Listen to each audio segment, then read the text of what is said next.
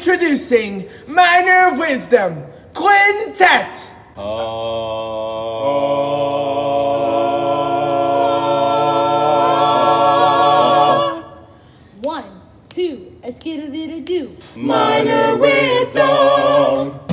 This week I have Kim Blann on. Kim is the head of fine arts for Keller ISD, and it was kind of a pleasure to have her on, to be honest. I don't get a lot of people in her position on the podcast. I have had Philip Taylor.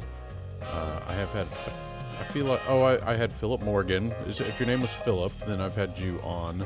But I don't get a lot of people in her position. I've reached out to a number. I'm not going to name names, but I've reached out to a number of people in those positions, and they show interest, but don't kind of follow through with it being on there, too busy or whatever. And they probably are, but some of them aren't as busy, even though they're very similar positions and maybe working for smaller districts. But I digress. I'm not going to complain.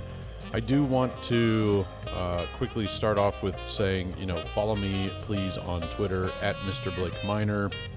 That's the one that's not blocked by security because it's clean. Not that the other one's not. It's just I've got another Twitter account that some people do follow, and it's super boring because I created it for Straight No Chaser fans, and a lot of them still follow me on that account, but it's turned into like a wrestling account, and so I just tweet about wrestling or tweet at wrestling people, not wrestlers.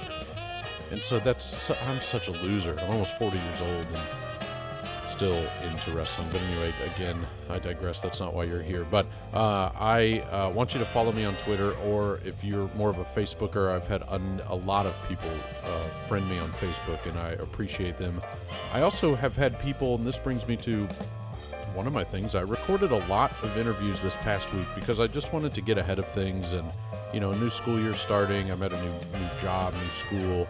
And so I wanted to make sure that I was ahead of things. That way I'm not too overwhelmed with my week-to-week as personal obligations. I know it's self-imposed, but the obligation of getting a podcast out there from week to week. So I happen to be doing some interviews, and one of the people that I interviewed this past week happened to reach out to me and say, I'm a big fan and enjoy your... Well, I don't know if she said I'm a big fan, but she said she enjoys the podcast and enjoys the kind of just hearing what people do around the state and theater educators and stuff like that. So I ended up talking to her, and I'll reveal who that is later on. And she's probably listening and knows exactly who I'm talking about, obviously, but that'll be in a couple weeks. But anyway, this week is all about Kim Blann, and it was a pleasure to talk to her. It was so fun. She's just really fun. And it's not a video podcast, but her office was like super... not geometrical, but it was like clean. All the edges were clean. Like you could see that in the room she was in. It was her district office because she ended up having some technical issues at one point, and somebody came in to help. So I'm assuming that it was a district IT person, or not an IT person, but a district person. So that ended up helping, and it worked out actually. So, but I had a lot of fun talking to her. And you guys will enjoy this as well. I am still hashing out how this studio works at my house. So the mics might sound funny. I might sound distant. I don't know, man. It's just, I'm trying to figure things out. It's just not the same as it used to be. The OG closet where I started this podcast. That's pretty much where it started, was in a closet. Now my wife allowed me to make my own room. So I've got all blacked out curtains. It's pretty sweet, bro. But so that's happening. The other thing is I started back at school Monday, and all of the teachers came back on Thursday. I know there are some people that are in the same boat. Some people even started school already. I talked to one teacher this past week that's in their first week of school. But I started at the John Cooper School. Please reach out to me if you ever want to see like the coolest space ever.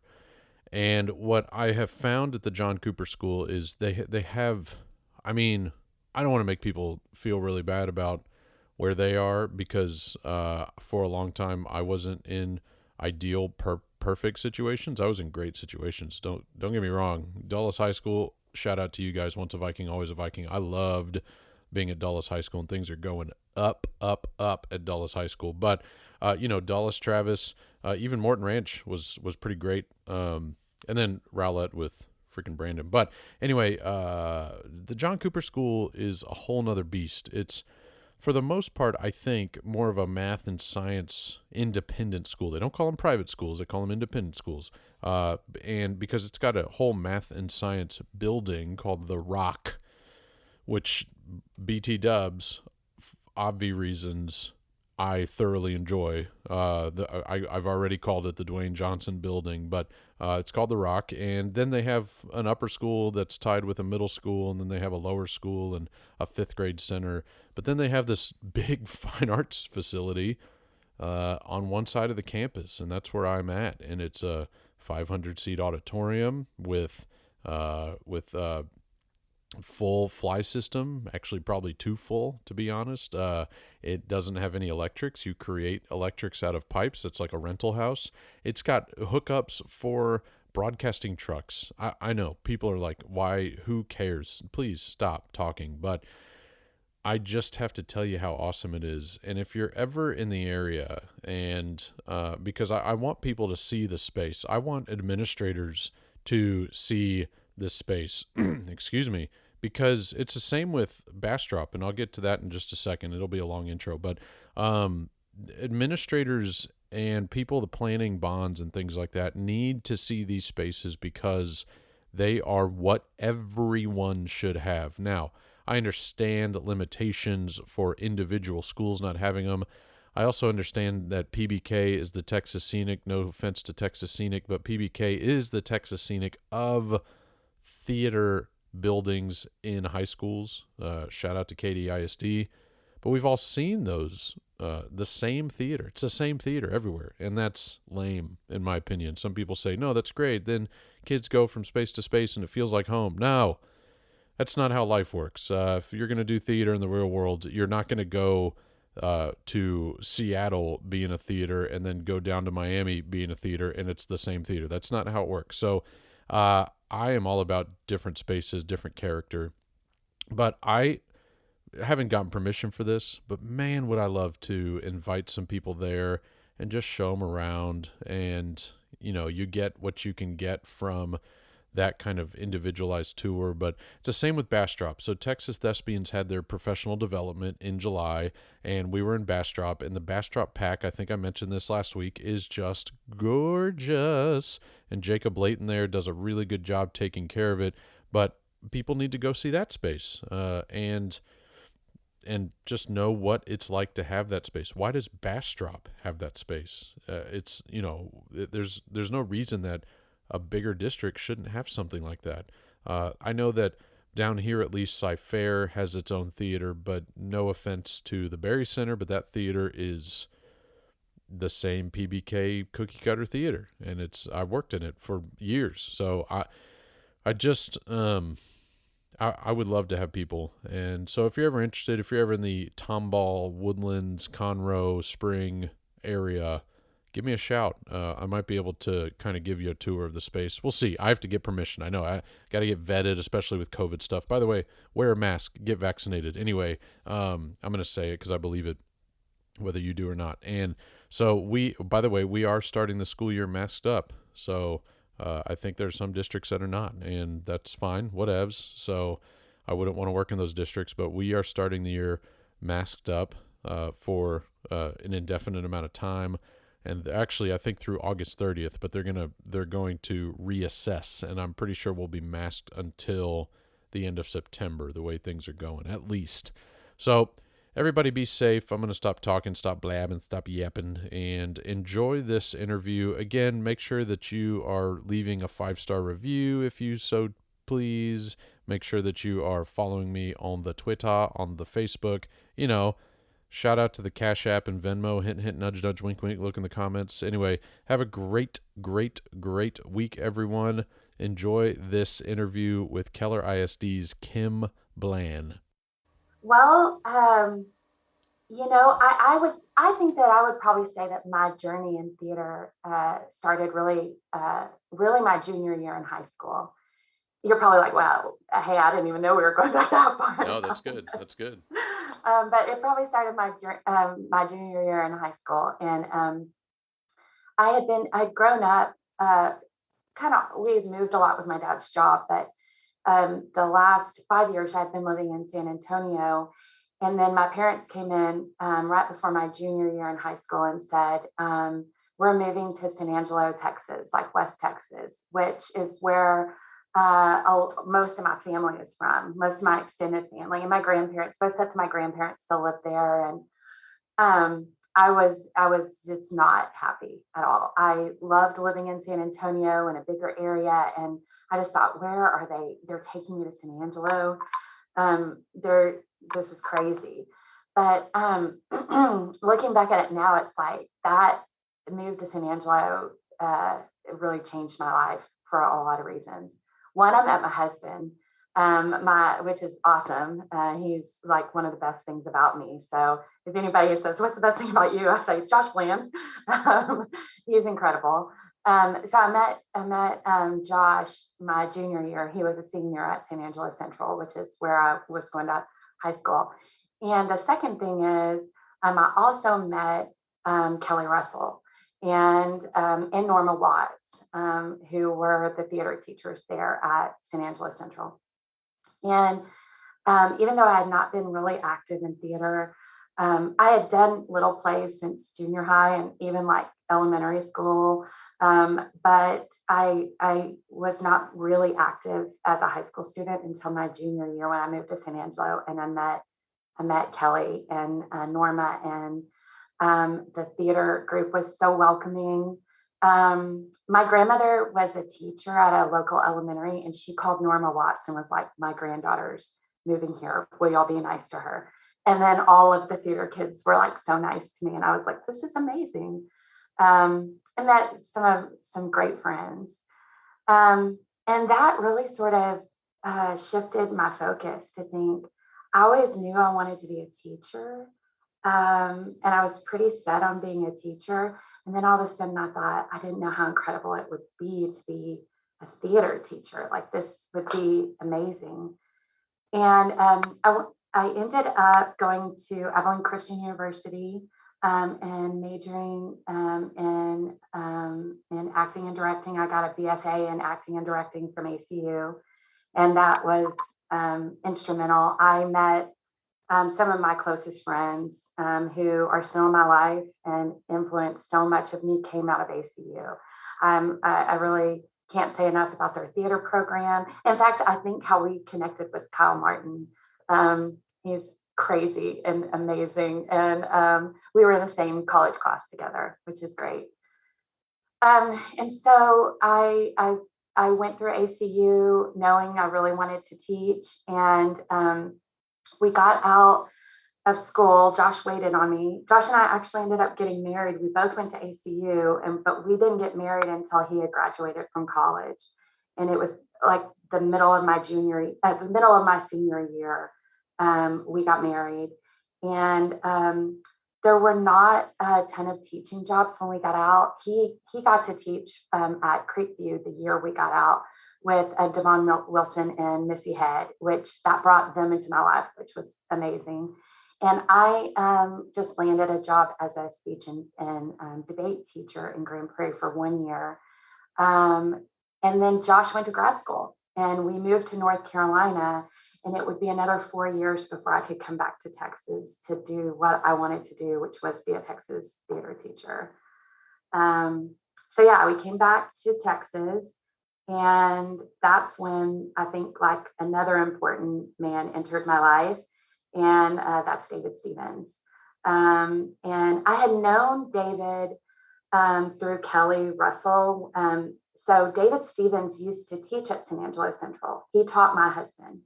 And then when he left, Mr. Russell took over, and that was my year. So I just missed Dr. Stevens. And then, but I kept in touch with Mr. Russell. And so because Mr. Russell and and David were teaching together when I was in college, I would keep in touch with them and see them. And I was directed by David like in a summer camp show and got to know him that way. But I never could have known that that I was going to get to work for him in Keller ISD, and he was going to like put me on what I truly think was like supposed to be my path all along. So he is so special to me, and I try to tell him all the time, but he doesn't like anybody to tell him those things. So he always ignores my comments about how amazing he is. So anytime I can talk publicly about him where I have the mic and he can't stop me, I try to, because David knows he's like a touchstone for me in my life. I love him. So I was a theater teacher at Keller Central for 5 years. And I loved it. I loved working in Keller, working for David. I got to work with some amazing people, Bobby Malone, and Ann Ackes and Katie Wilson. And we all just kind of got to work on a team. We had some awesome experiences, had a couple of opportunities to go to state and one act, do some amazing shows and musicals, build a program at Keller Central. And I got pregnant with with our son Beckett, and that was my 5th year teaching. So he was due on Christmas Day, and I was doing everything I could to have that baby in December on Christmas Day. I was going to work all the way up until Christmas break, have him on Christmas Day, and be back by January 15th to start one act play. I was like ready to go. Even my booster club, they were amazing. They had bought me like an extra pack and play to have at the school, and I was really ready for it. And so I had Beckett, and it was the end of January, and I kind of started going back to, he was about, 5 weeks old or so, and I was taking him up to the theater, putting my toe back in, going to one act rehearsals and seeing my kiddos again. And David called me and said, "Hey, I need to talk to you. I'm leaving Keller." And it was not just like the pregnancy hormones from having given birth. I was so devastated. I couldn't believe it. I was so sad. And he said, "I'm going to take a job at UIL, and as the director of academics." And I was happy for him, and did my best to not like bring a rain cloud over all of his amazing news. He's going to get to live in Austin and have this job. And then he said, "Well, listen, I want you to come be the interim director at Keller. You're going to have to come interview for it, but I think that you would be an amazing fit. And we already have a long-term sub in your classroom. It makes sense. The only thing is that like you'd have to come now. You need to come like in the next week." And I wasn't really due to go back to work for quite a while, but I was like, yeah, I mean, I knew that I was already wanting to move in the direction of administration, but I was really having a struggle trying to figure out how I could still have art involved in my life and theater. And so I thought, okay, I think this is an opportunity. I really need to try to go for it. So I came up and interviewed with a few people here in Keller, and they decided to bring me on as the interim fine arts director. So I served as the interim fine arts director for the rest of the year from February through June. And then they posted the official position as director of fine arts. And I honestly, I don't think many people know, but I didn't think I was going to get to interview for it because I didn't have my master's degree at the time. I was actually in a master's program for educational leadership, but I had not completed it. And I thought, well, timing wise, it was hard. I just missed it. And I was really sad about it, actually. And there was another school district who was looking to hire a theater coordinator position at the time. And they reached out to me and said, "Hey, we don't care if you have your master's or not. You can get it while you're here. We want you. Will you come to work for us?" I'd gotten to know the people in the district through my interim position and through David. And anyways, I I was heartbroken because I didn't want to leave Keller and I was loving what I was doing, but I was also excited about, well, I need to take this opportunity. And then Keller called me in and said, we wanted to know if you had looked over the job posting and seen the changes we made. And I was like, no. And they said, well, go ahead and pull it up. And I pulled it up and it said that the requirement instead of a master's was in a master's or in the process of completing a master's. And I was like, oh my gosh, this means I can apply for the job. And they said, yes, it means you can apply for the job. So I applied for the job. And then a week or so later, was officially offered the job as director of fine arts for Keller.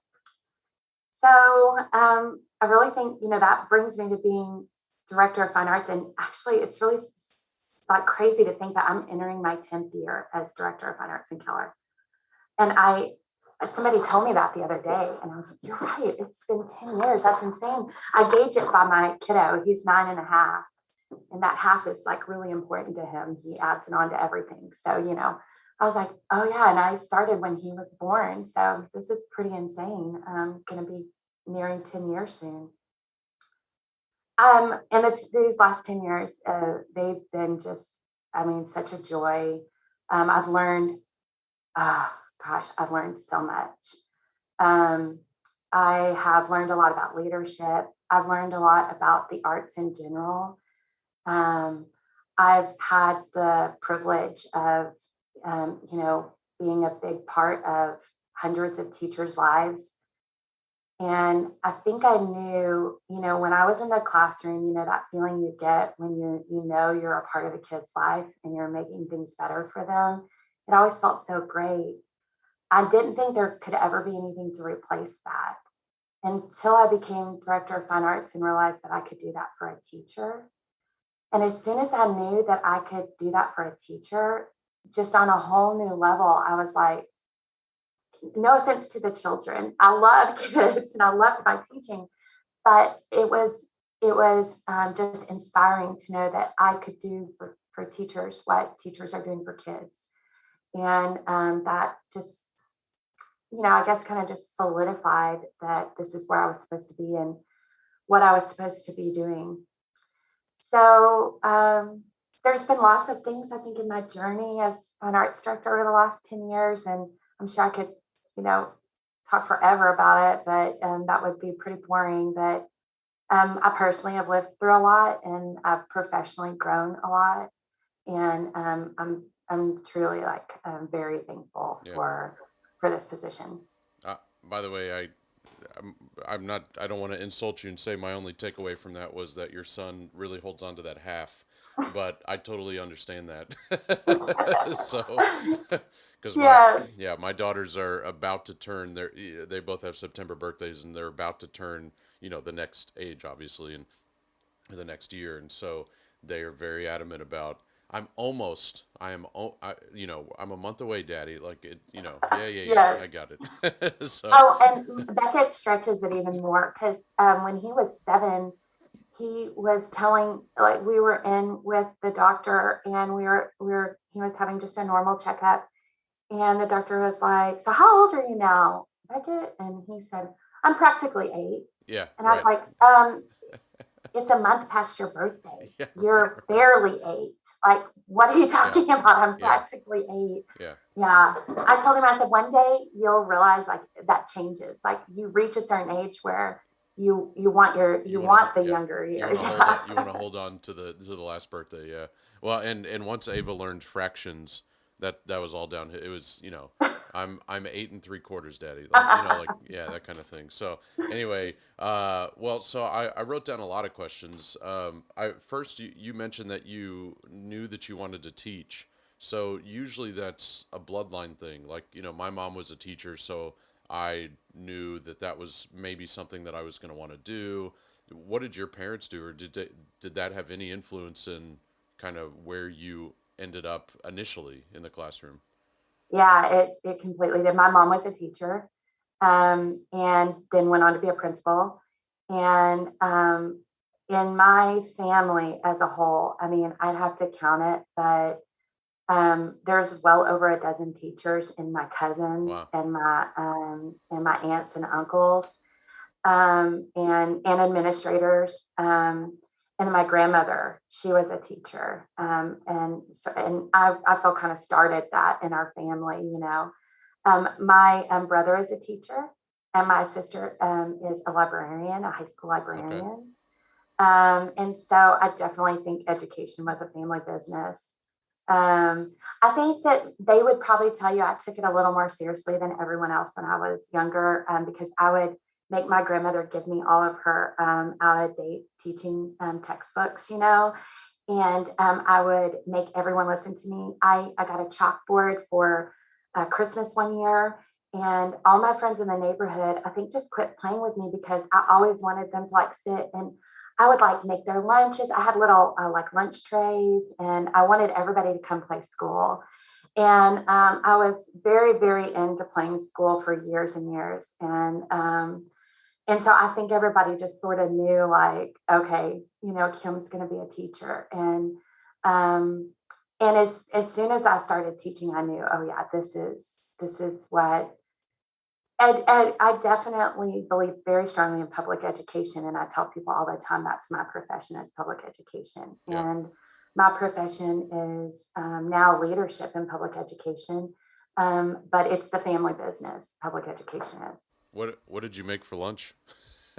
Chicken nuggets, Okay. always. Okay. Because you know that was my favorite thing in the Yeah. middle school cafeteria. Yeah, I Okay. would make it. I would fix like all the little trays for my friends and stuff, and they would all want to stop playing, and I just couldn't understand, like, how would you want Right. to stop playing? And I was never the student. I was always the teacher, so I'm sure that's why they Yeah. wanted to Yeah. stop playing with me. They never got to switch roles. Yeah. No, absolutely. I get that. I've talked to a lot of people, and even I mean even to an extent myself, because like I said, my mom was a teacher. We played school as well.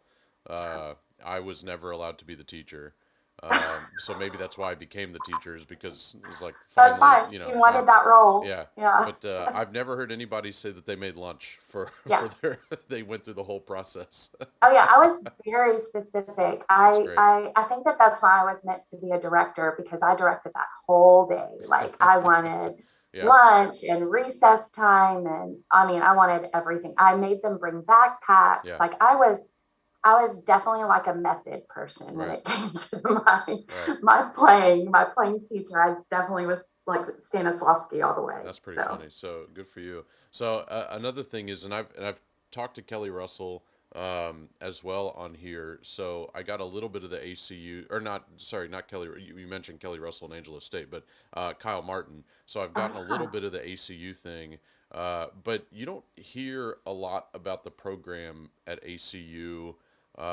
It's not.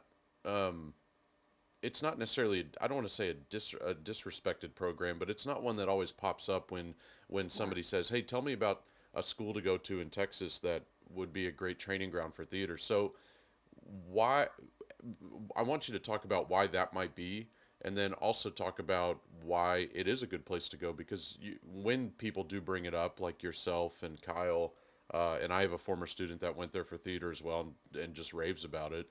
Why don't people talk about it? What's like? Is it the fact that it's got that kind of, well, it's Abilene Christian, so there's a little bit of a caveat to that. So I want you to speak on that a little bit, kind of sell the program, if you will. Do you know? Yeah. Yeah. Yeah, I think that that's really interesting. I think ACU is a hidden gem, and in the theater education world, they have amazingly successful, talented Broadway performers. My two college roommates, one of them runs human resources for the Globe in San Diego. One of them is a professional equity stage manager, production person who has done tons of work on Broadway and all over the place. I mean, they're incredibly successful. And that was three of us that all lived together that one year. I mean, they're turning out incredible artists. They don't accept very many students. And I don't think that they always maybe, I don't really know if they recruit the same way some of our like Texas schools do and have a lot of that connection. But I can tell you what they do have. They have they have professors that are the epitome of the kinds of teachers I try to find here. So the reason, that I started my journey in theater was because of people like Kelly Russell and Norma Watts, who said, "Hey, you're good at this. Come here and invest, excuse me, invested in me as a person." And that is what ACU professors do. And I don't think you can put that on a brochure. And I don't think that that is flashy on a marquee like all the Broadway stars that they can name.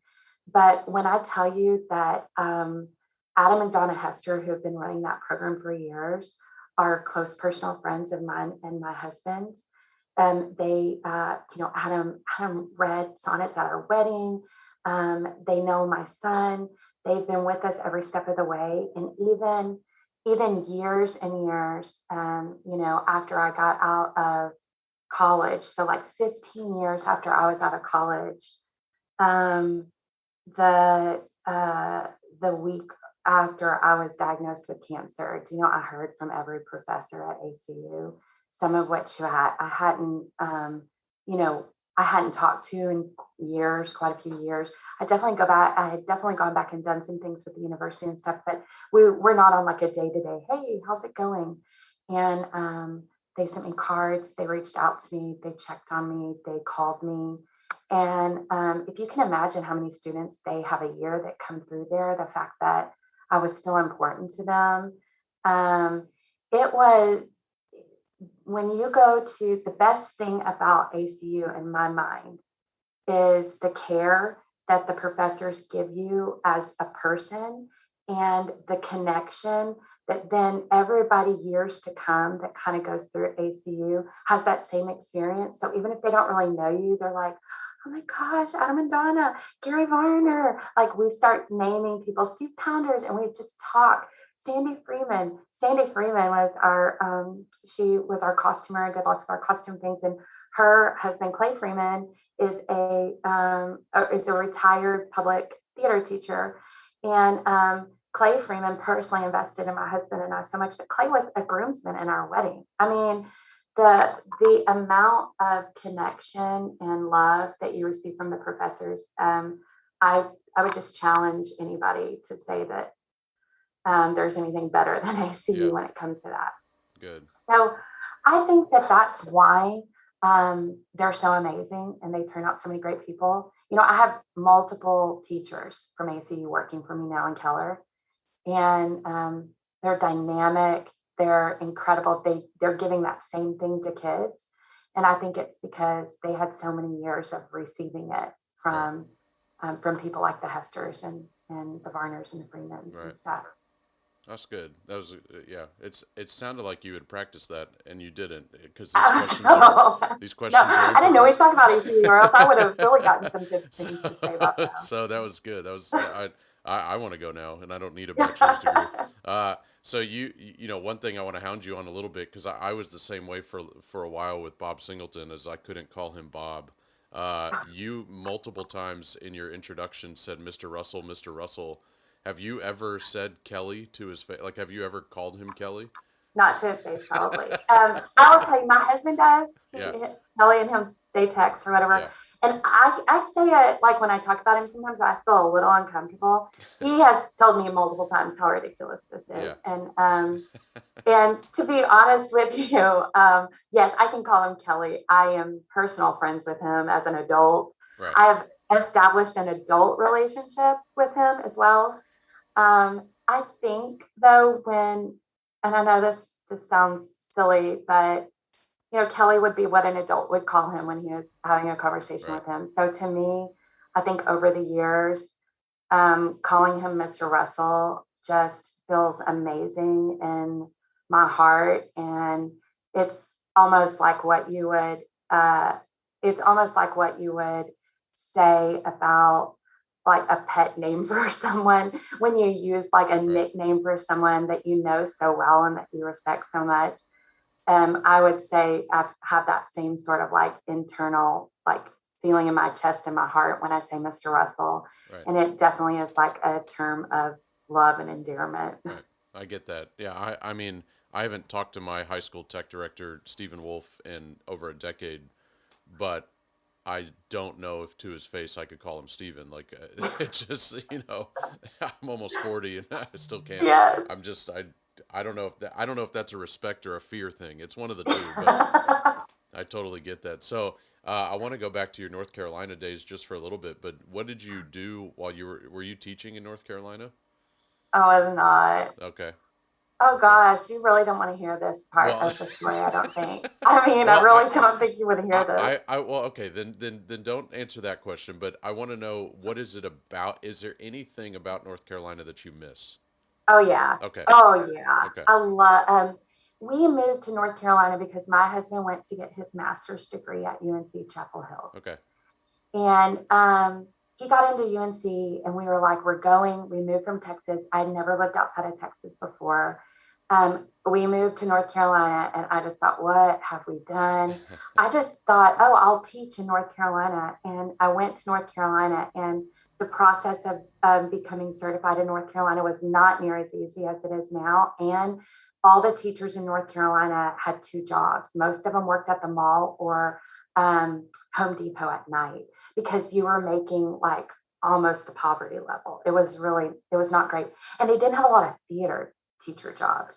And so when I realized I wasn't going to be able to teach, I kind of mourned that. But like I said earlier, the best thing about me is my husband, Josh Blann, and anybody who truly knows Josh Blann knows his heart and knows how incredible he is. Um, I was willing to do kind of whatever I needed to do for him to have that experience to get his MFA and to go to school and do the things that he really wanted to do in life. So I mean, just in a nutshell, a lot of people don't know this. Some people do. So it's kind of embarrassing to say, but I'll just say it. This may be one of those things I call you and say, hey, take that out, but That's I'll try fine. not That's to. fine. That's fine. I was looking for a job anywhere and I couldn't get hired. I had a BFA in theater and I mean, they didn't even want me for like office work and I was willing to do anything. And I knew I couldn't teach and I knew I wasn't going to be able to teach for several years. So I was really worried. Um, and I had done a little bit of marketing work for ACU when I went to ACU, like as a student job. So I was like, I'm going to go in and just apply for this marketing job for Rick Hendrick Automotive and I'm going to see what I can get. And I walked in, I got an interview. I was so excited. I was like, this is what I'm going to do. And I had like a whole portfolio put together that sort of looked like a theater portfolio, but it was really marketing, but I was using all my theater skills. And the guy said, hey, you're next up. Go down here, take a right. The door on your left, you're going to interview in. I was like, okay, great. Took a right, took a left. Um, I sat down and I said, oh, I'm here for the interview. And the guy was like, okay, come on in. What you got? And started talking to him.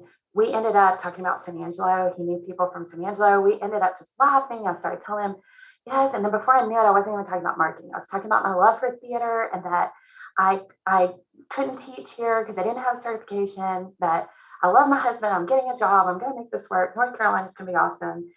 And he just looked at me and said, okay, here's the deal. I want you to come on board and sell cars for me.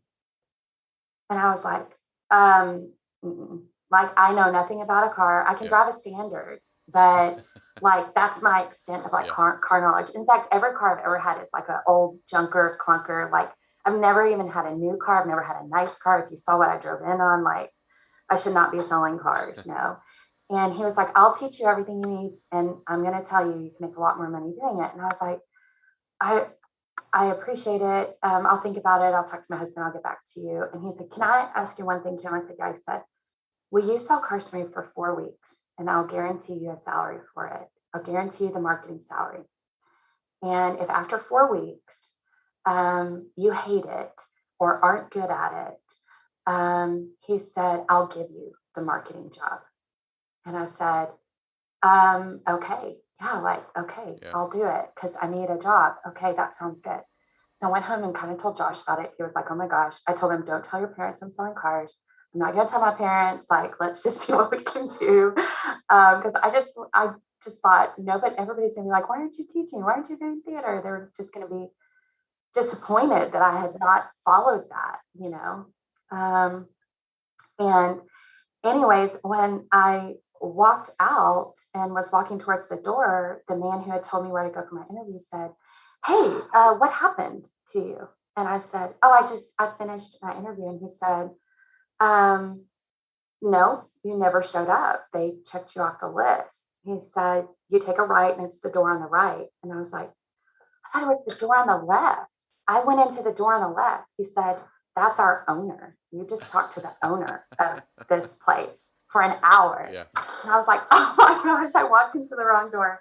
Anyways, long story short, I ended up being really great at it. I didn't know anything about cars. I think I even, by the time, I only sold cars for a little bit because they promoted me and I started doing bank relations for the dealership Right. and doing financial stuff and other things. But I did that for 4 years and was really on track to like, I could become a, a dealership owner, operator, things like that. And Josh and I just had a great talk. And I honestly, I'm thankful for the job. So I don't want to say I was miserable, but I was miserable. Right. Um, Just wasn't and you. Yeah. yeah, it wasn't me. I was miserable because I was making more money than I'd ever make in my life, you know, at a very young age. And like I felt like nothing I was doing lined up with what my life and my core values was set out to be, Right. right? Right. I wasn't teaching and making those lunch trays or whatever for people. And so my husband, I really credit this to him. He said, "I don't care how much money it is. We are never going to make a decision in our life solely based on money when it comes to what we're going to do with our life." And he said, "So you walk in tomorrow and you quit the job and we're going back to Texas so you can teach." And I did and just left it. And so we made amazing friends in North Carolina. I miss the weather. I miss 4 seasons Yeah. of, Yeah. weather. I miss the leaves changing. I miss the lakes, the ocean, the mountains, the people that I have in my life. And I'm thankful for that experience because that experience sustained me when teaching got hard. Because I knew even on the hard days of teaching and working in public education, my heart was still in the right place Yeah. because I had experienced not being in the right place and knowing kind of what that felt like. Yeah. Well, thank you. Thank you for saying all that. Yeah. I Yeah. mean, uh, I love North Carolina. I think it's one of the prettier, forgotten states, Yes. if you will. But um, it also is home to like my favorite airport. I think it's Raleigh or Charlotte, but whichever Yeah. one has the rocking chairs in it. Yeah. It's Charlotte. Charlotte. Yeah. Yeah. Yeah. I think that's so cool. Anyway, It but it's like Cracker Barrel as an airport. is. Yeah. I had to fly into Charlotte a lot. We lived in Chapel Hill and Okay. I would fly out of Yeah. Raleigh, Durham and fly into Charlotte a lot. And I remember the first time I ever saw a rocking chair. I was like, why has no one thought of this? That's great. It's incredible. You just sit and rock yourself, Yeah. on the porch. Yeah. Nobody's getting stressed in the airport. Right, exactly. So, all right, I want to shift gears a little bit to kind of what you do now. Yeah. I know that so I'm tight with Philip Taylor, right? And I Oh, mean, yeah. a lot of people love that man, and Yes. I do as well. And so one of the things that he kind of prides himself on when he was in Fort Bend and now that he's in Austin is learning something that you didn't know before. So when he took over Fort Bend, he knew some things about dance, but being the coordinator for the dance and theater, he knew a lot about theater, obviously, or so he says. But he learned a lot about dance. He wanted to learn more. Now that he's in Austin, he's got mariachi under his job description, so he's learning more about mariachi. Is there something in your position over the past 10 years or so that you have made sure I'm not the best with this, or as Forrest Gump used to say, I may not be the smartest man, but I'm not the best with this, but it's something that I want to maybe take on and try to learn so that I can do my teachers a good credit here. Yes. I mean, everything, all of the above. Okay. When I got this job, I turned down being a coordinator of dance and theater at another school district. Right. To where I would have worked on a team with a successful fine arts director who could have really mentored me, to stay here in Keller and be the only person in Keller as a director of fine arts, where I was going to have to be in charge of everything: band, choir, theater, orchestra. At the time, we didn't have orchestra. I've started it since then, but theater, dance, everything. Like I all of a sudden, art, I had everything. And the extent of my knowledge in band was I got a 1 on a bell kit solo in 7th grade. And then I thought that the band director was kind of mean, and I quit band in 7th grade. Like, that's my band knowledge. And when you're interviewing for a director of fine arts job, 90% of the people who have those jobs are higher. They're at least at the time. I haven't done any statistics, so please don't quote me on the statistics. But at the time, almost everybody was a band director. And I was one of very few women, and I was one of like very, very few people under 40, and had no real music experience. And I knew immediately. I was like, well, I want the job in Keller, but I've got to learn a lot of stuff. And so I really tried to focus pretty strongly on that, and it almost did me in. I've told a story to my teachers and to some other people before, but this is truly what it was.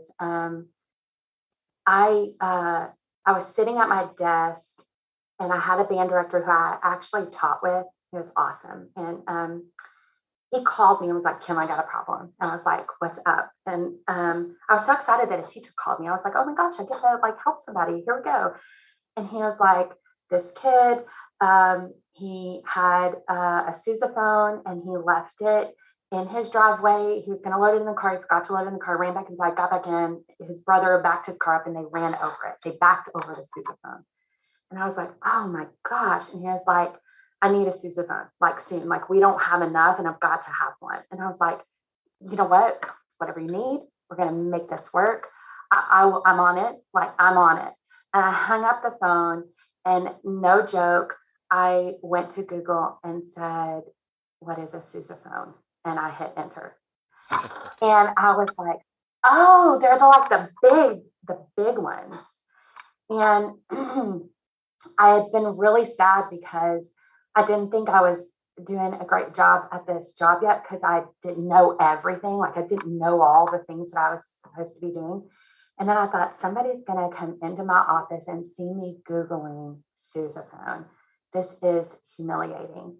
And then I went home and told Josh, like, I Googled sousaphone today. Like, I had to Google what it is. As I don't know why anyone gave me this job. And Josh told me, he said, knowing what a sousaphone is doesn't make you a great fine arts director.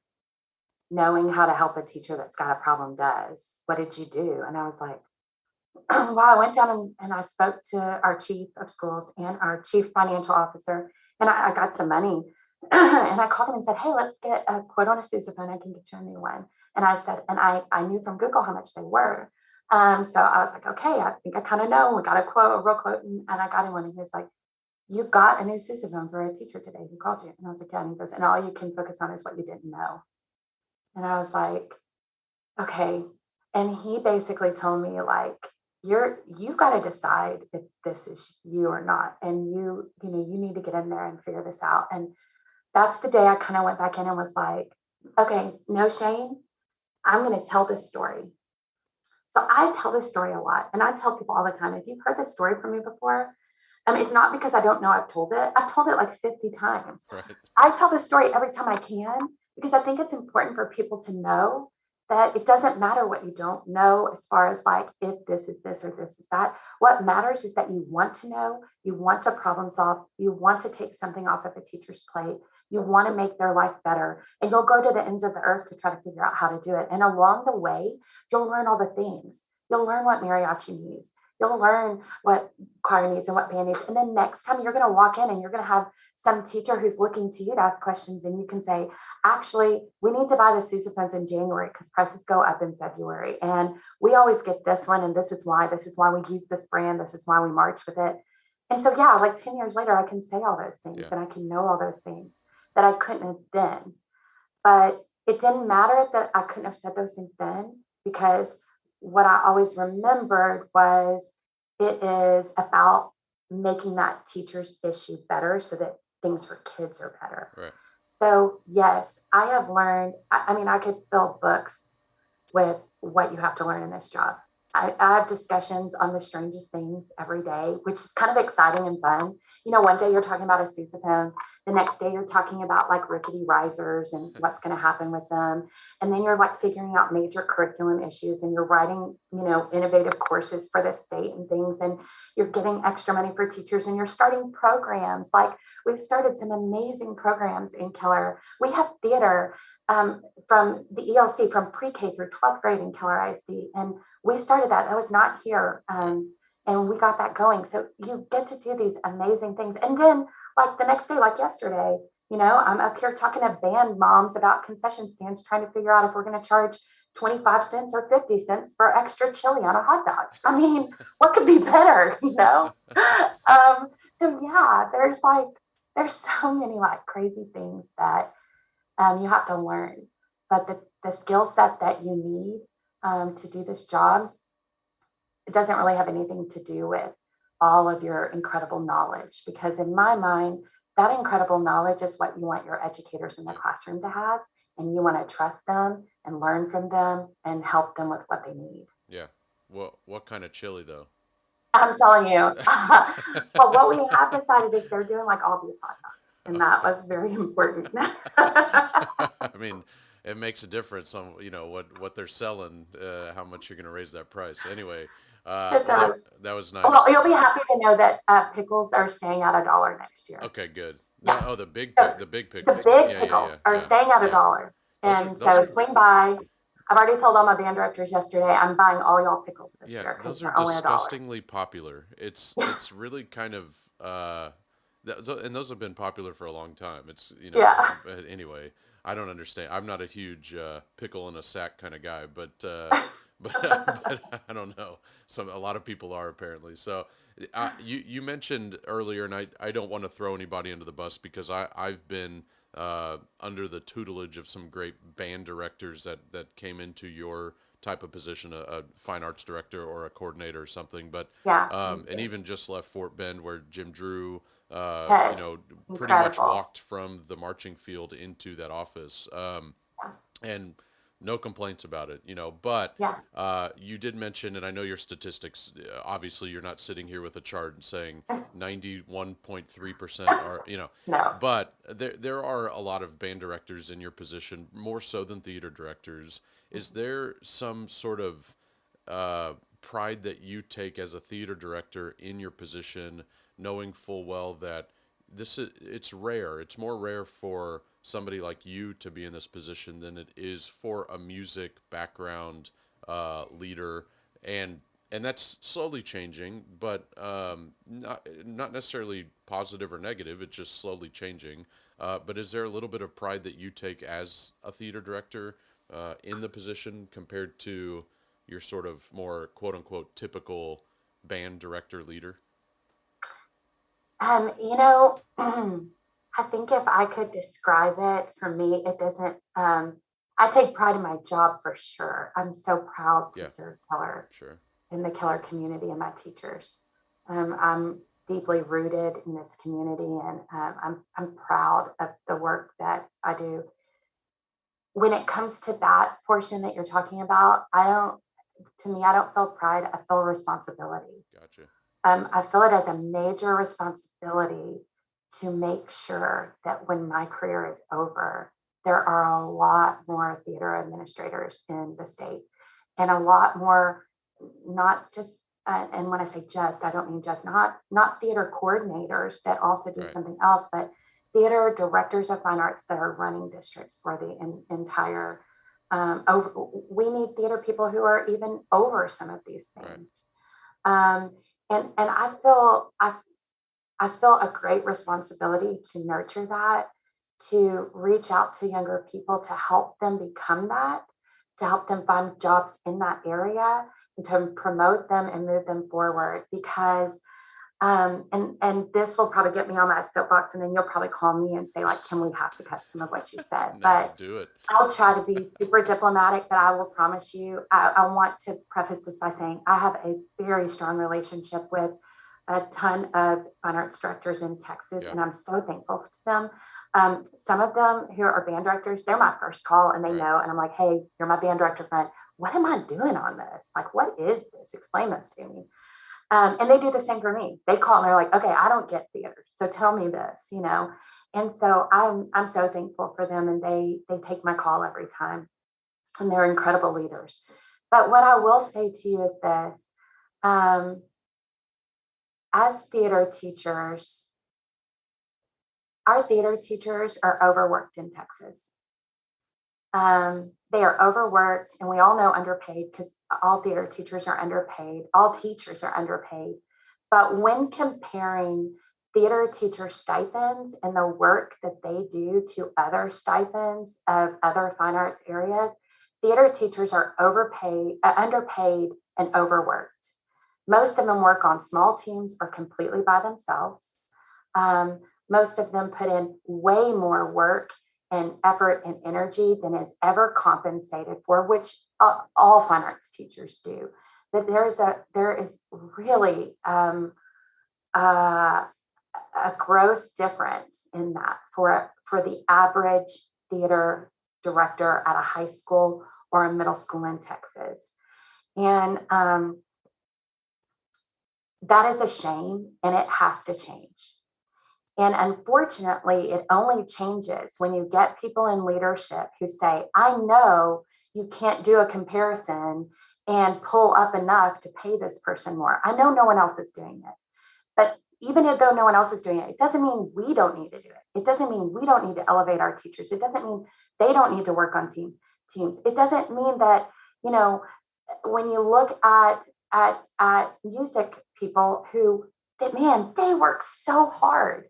They are teaching so many kids. They are working so hard, but most of the time they're doing it on a team, and most of the time they're not teaching a full schedule. And what I mean by a full schedule is they are teaching a full schedule. They're in classes, they're co-teaching together, but they're not teaching, like if you're on an 8-period day, they're not teaching 6/8 and then going every single day to rehearsals by themselves, or maybe with one other person who sometimes is split 2 schools or whatever it is that they're doing. That's not happening in the music world. And that's not the music people's fault. And so I want to be really clear here. What we don't have in theater is not because music isn't giving it to us. Music is doing it right. Music is doing it right. And it is why people are proud to be music educators. There are more and more people going into the profession, interviewing for jobs, taking this seriously as their career.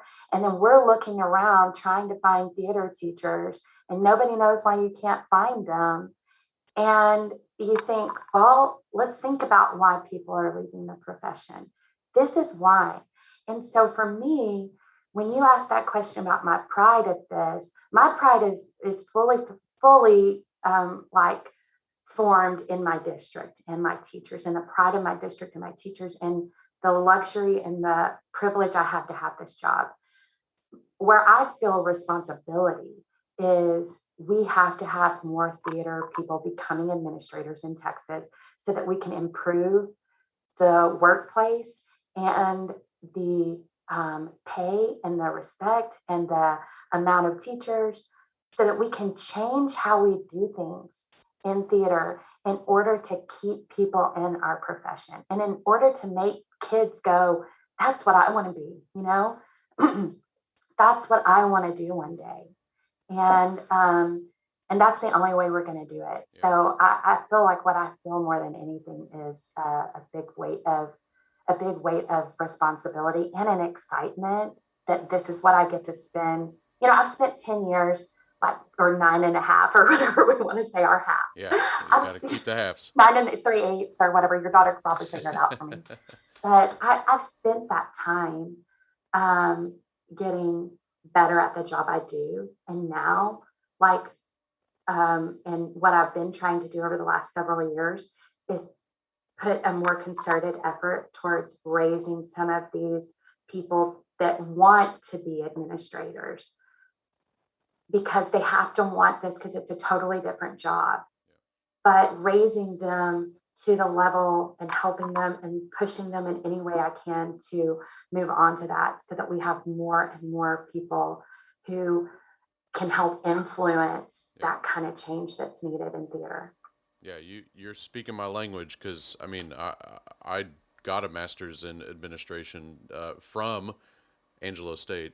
So, Oh my gosh. so, Yeah. but for that reason, or that was one of the main reasons is more visibility from theater teachers as now administrators, decision makers, and so on and so forth. So I get the soapbox. I've made many of comments on this podcast about that, but and I totally get it. It's not a fault of the music departments. It's more of the fault of maybe decision makers not knowing exactly what we do in theater, and I totally understand it. And yeah, we And could they probably have powerful influences. yes, Music has huge support through statewide organizations, nationwide organizations, TCDA, TMEA, TBA. I mean, the yeah, list goes on. TODA. I mean, we could just list them. And all these people, they're coming behind them. They're helping them. They're lifting them that way. yeah, And we need more support through state and national organizations for theater teachers. We need more people in Texas in the decision-making chairs yeah, saying, I don't care what anybody else is doing. We're paying them this because that's the kind we're paying it here. We need to pay it here. yeah, I know it's unreasonable or crazy to think that you need 4 theater teachers, but guess what? We've got all the kids in it. yeah, We're going to get 4 theater teachers. They're going to work as a team. And, every single one of my high schools has 4 theater teachers at yeah, it. And here's what I will say. We're on that next level of journey.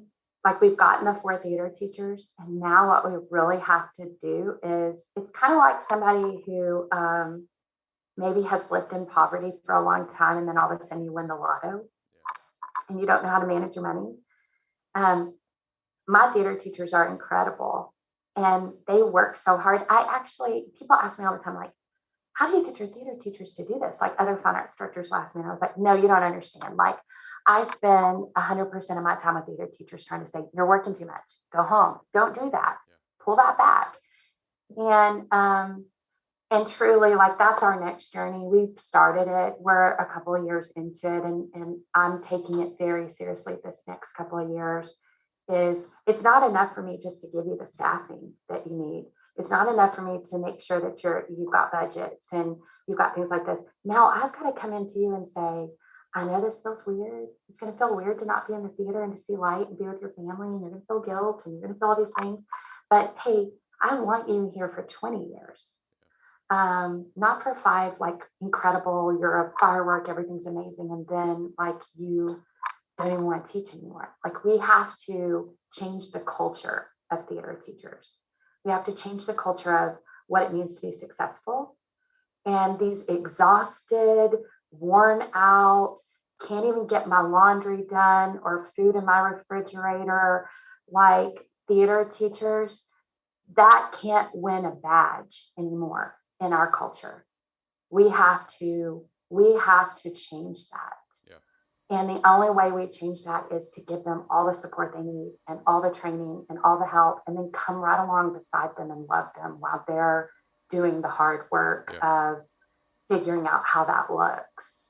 So I love it. I don't want to stop recording yet. I want to ask you one more question and keep it light at the end. And I'll preface this with I worked my first event a week ago at the John Cooper School, and the woman in charge of the entire event, which was for these donors and like just this massive, very important people type of event, she said, I need to put together a playlist on my Spotify and you're going to open it and press play, right? And so I thought, okay, great. Well, apparently on Spotify, it defaults to whatever is your most popular choice of music as it just starts playing. It like when you open it on the account, I'm sure there's a setting for it, but hers is set to just start. Well, she apparently listens to a lot of Justin Bieber, and so it was rather embarrassing for her, not as much me, when she opened up the account and Justin Bieber just popped right in for all of these VIPs, if you will, that were about to get fed a dinner and all this kind of stuff, and we're trying to ask them for money, and so here comes Justin Bieber. So she was like, oh, she was very embarrassed. And so it just got me thinking about guilty pleasures. Like, what is, because she's similar age to us, right? Yeah. And so I thought, what is Kim Bland's guilty pleasure? What is something that you, if you were to open up your, Spotify, Pandora, or just anything, maybe, yesterday was National Hot Dog Day, and so a lot of people came out as, yes, I like hot dogs, and we've already had a hot dog conversation, so Right. we Yeah. don't need to talk about it, But I but do like hot dogs. okay. Just I'll say that. Yeah. But what is one of your guilty pleasures? And I want to get you out on that, and then I'll let you Yeah. go be important. Oh, please. You said, well, I will tell you, if I opened up my Spotify right now or my Apple Music or anything, it would be embarrassing because it's basically everything my 9.5-year-old son Right. listens to. So, he has a wide variety of music and he goes through a lot of stages. And I really wish you would have like interviewed me when he was 7 because Kids he Bop? was super into Bruce Oh, Springsteen. okay, okay. Yeah. And he like dressed like Bruce Springsteen. He made me cut all of the arms off of his That's flannel shirts that's and pretty sweet. like his first or second grade school picture. He wore a t-shirt that said, "Let's get the band back together" with like a cut off Bruce Springsteen shirt That's that awesome. his granddad had gotten him from Goodwill that we could cut all the arms off of. So yeah, like, but now, like if you saw it, he has totally changed and he's very mature now. So he's very into all of the things that everybody else is, so all the moody, like almost preteen Yeah. music, which is really Yeah. sad. Yeah. Yeah. But I would say like I guess something a lot of people who know me really well know about me is that I really love like true crime stuff. Okay. And I think I'm like an investigator. And so I investigate like everything. A lot of my friends, they make fun of me about it. They call me Callista, and they know like if anything's happening, they're like, Kim, you should investigate this. And I was like, I'm on it. Even no matter what it is, I'll figure out like who unplugged the refrigerator in the break room before break. Like I will know. I love any kind of investigating kind of true crime sort of stuff, watching it, listening to it. My son, I was wanting to spend time with him and like color, like, hey, let's color, let's do stuff. And I couldn't do like the little kid coloring books. They just weren't doing it for me. So I got a serial killer coloring book. So I like color pictures of serial killers. That's great. So I think that if anybody like Josh knows, like it's a hard day if you come home and Kim's got the serial killer Right. like coloring book out with my Right. matte pencils or something. Well, Netflix thinks that I am a serial killer because I watch all of those investigative. I'm the Yes, same way. yes. I'm sure if like an FBI agent were to ever come into my house, they would be very concerned about what my Netflix queue looks like. So Absolutely. I would be arrested on the spot. Like it's yeah, it's I crazy. get it. And I've seen pretty much everything. People will text me. Even my teachers will be like, "Hey, I thought you'd like this." Yeah, And anything they text me that says that, it's always like some sort of yeah. true crime investigative sort of something. And Well, I awesome. love stuff like that. So And it, I would say that's a pretty big guilty it pleasure. explains why you have that fingerprint kit on your desk. Yeah. I'm The kidding. I'm what? kidding. Oh, yeah. Minor wisdom.